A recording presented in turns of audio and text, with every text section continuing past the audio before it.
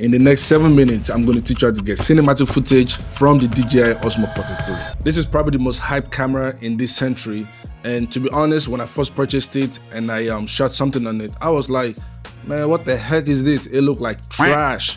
But then I remembered this is a semi-professional camera, right? And then it's gonna require me to actually, dial into the settings to get cinematic footage. So that's what I did, and I've been using this for over a year, and I've been shooting a lot of dope cinematic footage. And every time people ask me, whoa, what did you shoot this on? And I'm like, the Osmo. And they're like, wait a minute, my Osmo doesn't look like this. Yeah, because you're not Wale. But today, I'm gonna teach you how to shoot like Wale on the DJI Osmo Pocket 3. The 5 things that I'm going to be covering in this video is resolution, camera settings, accessories, color profile, and color grading. So let's go. All right, so let's get started. The very first thing I'm going to do, of course, I'm going to turn the camera on, but then I'm also right away, I'm going to go to the settings, right? So to do the settings, swipe down.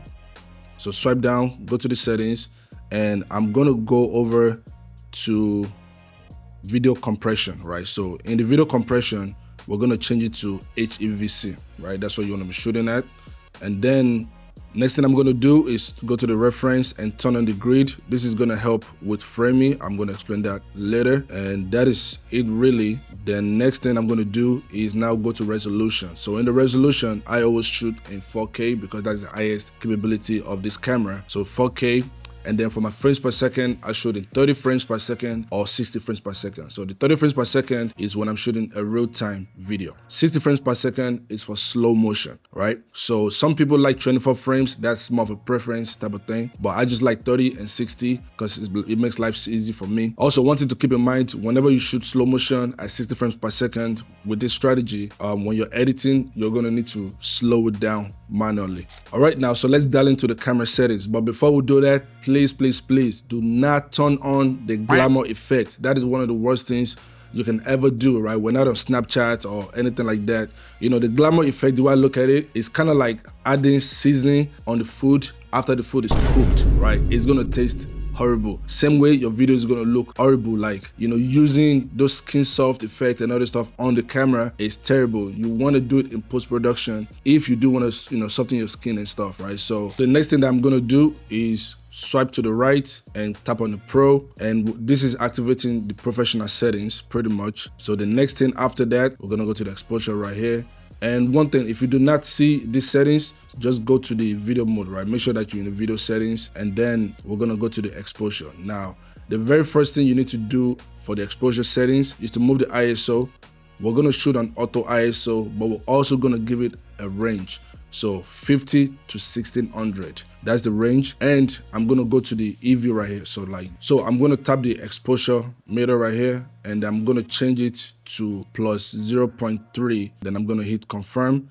Then the next thing I'm gonna do is go back, and I'm gonna set my shutter speed, right? The shutter speed gets a little techy. So the rule is, if you're shooting 30 frames per second, you want to be at 1/60 for your shutter speed. If you're shooting at 60 frames per second, you want to be at 1/20 for your shutter speed. Now, the third thing you're going to need to get cinematic footage on your DJI Osmo Pocket 3 is definitely an ND filter.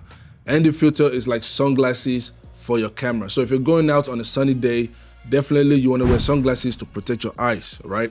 The same way you need sunglasses to protect your camera, and that's going to allow you to keep your shutter speed at a certain level so that you can keep to the rule of your shutter speed. And that also brings us to the sponsor of this video, Small Rig. They sent me this ND filter set that they have for the Osmo Pocket 3. And the cool thing I like about this ND filter is that I can set the density right over here, right? So this one is a kit, and it comes in a range.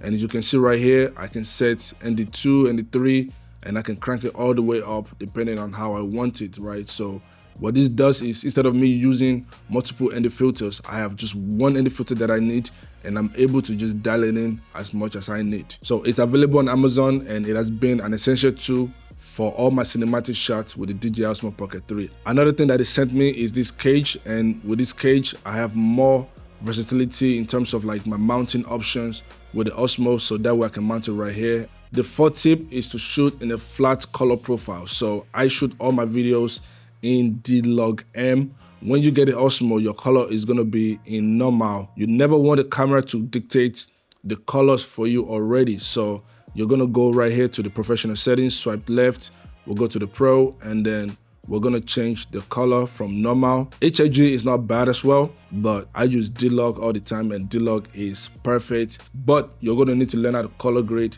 in post-production, which we're gonna get into shortly after.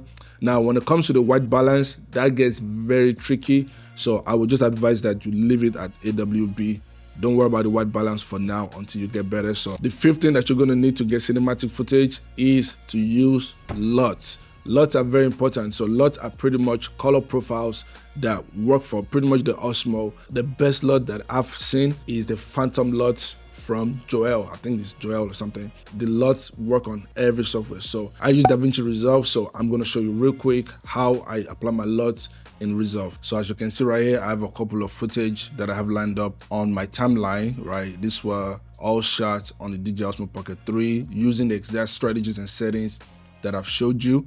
So now I'm just going to do a quick, this is going to be a very quick color. I'm going to put the adjustment layer on top of my timeline. And now I'm going to go to my color tab. Keep in mind that it doesn't matter the editing software that you're using. These settings all apply to, the software, right? So now on DaVinci, I'm just going to add a new LUT over here. And now I'm going to go to my Pocket 3 Phantom LUT right here. Now, I do have a couple of different LUTs to choose from. So what I'm going to do is play around to see the one that, that I like. So I always start with like the natural first, see how I like it, or the Jamaica tone. So let's take a look at the color before. So this is it flat, right, on D-Log. And then this is it after I add the LUT there, right? You can clearly see a difference, like the blues are blue, the greens are green. And that's how I get my cinematic footage on the DJI Osmo Pocket 3. If you have more things that you want to learn, definitely just comment it, and I'm going to do my best to teach you on that video. And also, I'm doing all this for you. Don't forget to support me by subscribing and liking this video and sharing it with everybody that have the DJI Osmo Pocket 3. And I'll see you in the next video. Let's go.